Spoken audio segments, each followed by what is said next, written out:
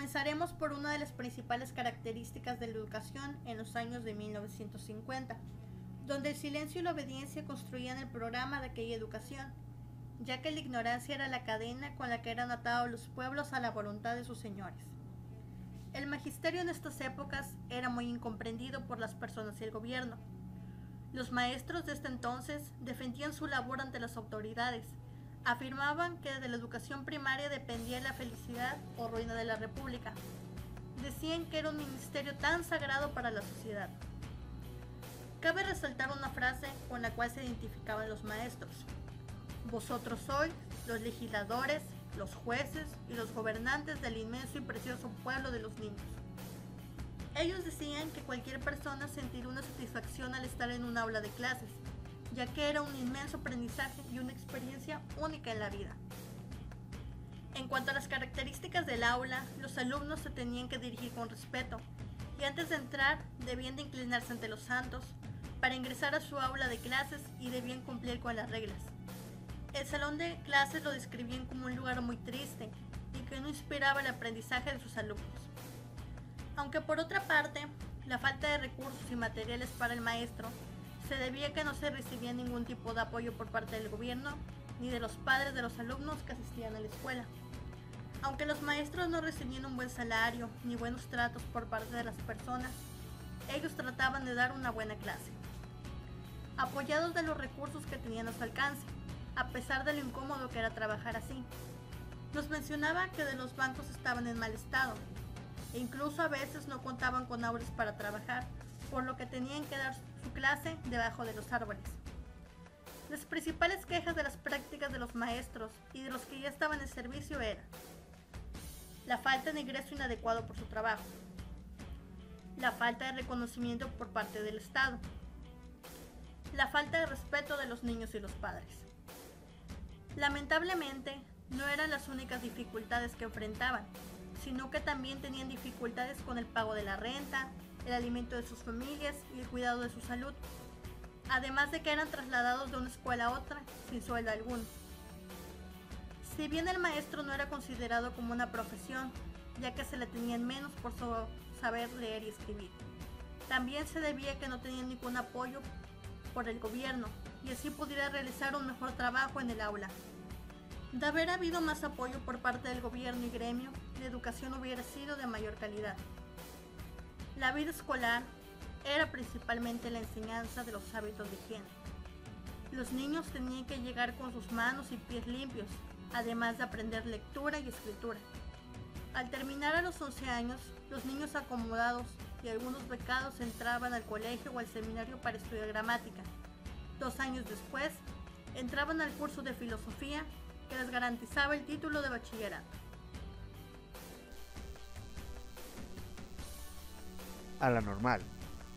Cuando pensamos en una universidad, ya sea la normal o cualquier otra universidad, siempre se nos viene a la mente examen de ingreso.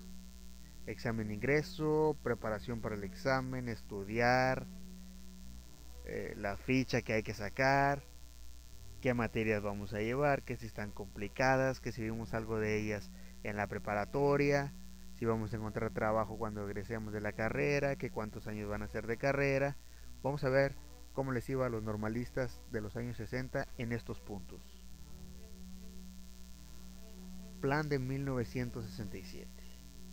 Bueno, este plan tenía o traía varios puntos a favor para los normalistas. Uno de ellos, si estarán de acuerdo conmigo, es no presentar examen de ingreso.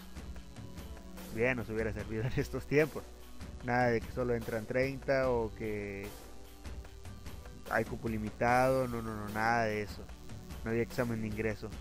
La carrera se componía básicamente por cursos. 1 año de prácticas y al finalizar el restablecimiento directo al trabajo docente. Vamos a ver un poco más de esto.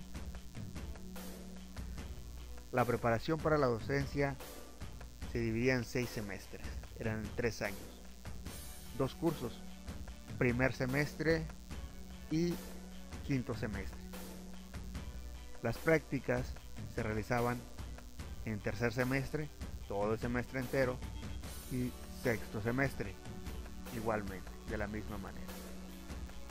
Al cabo de los 3 años se juntaba el año de prácticas y los 2 cursos. Al finalizar esto, se presentaba un examen de madurez. ¿Por qué el examen de madurez? Bien, según comentarios de profesores aproximadamente de esa época de la secundaria, ingresaban directamente a lo que es la normal. Entonces prácticamente salían de la normal como a los 18 años aproximadamente. Era por eso que presentaban el examen de madurez, si estaban capacitados para atender prácticamente a alumnos de primaria, ya que la diferencia de edades no era mucha, no era demasiada.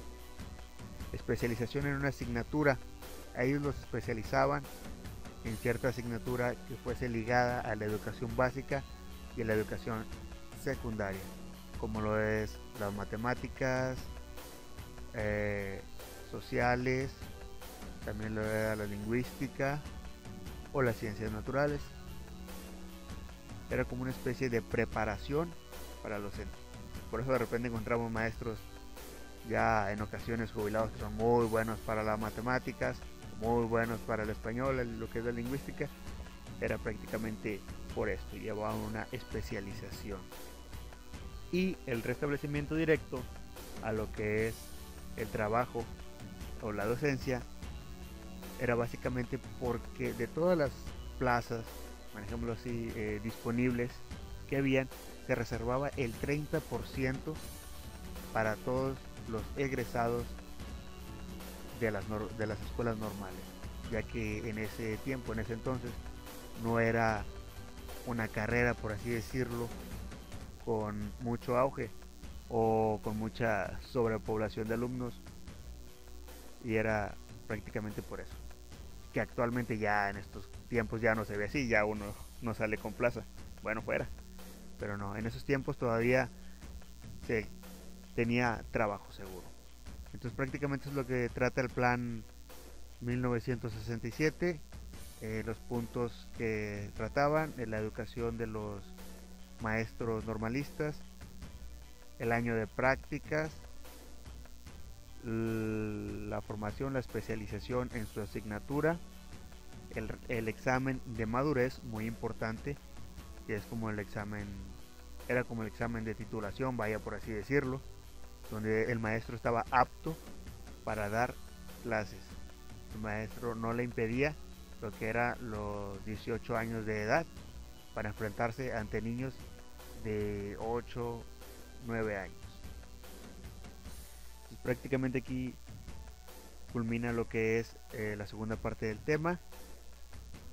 Si tienen algunas dudas, preguntas, alguna aportación que quieran realizar, por favor déjenlo en su comentario y se les dará respuesta a cada uno de ellos. Si tienen alguna aclaración, de igual manera. Siendo todo de nuestra parte, gracias por su atención.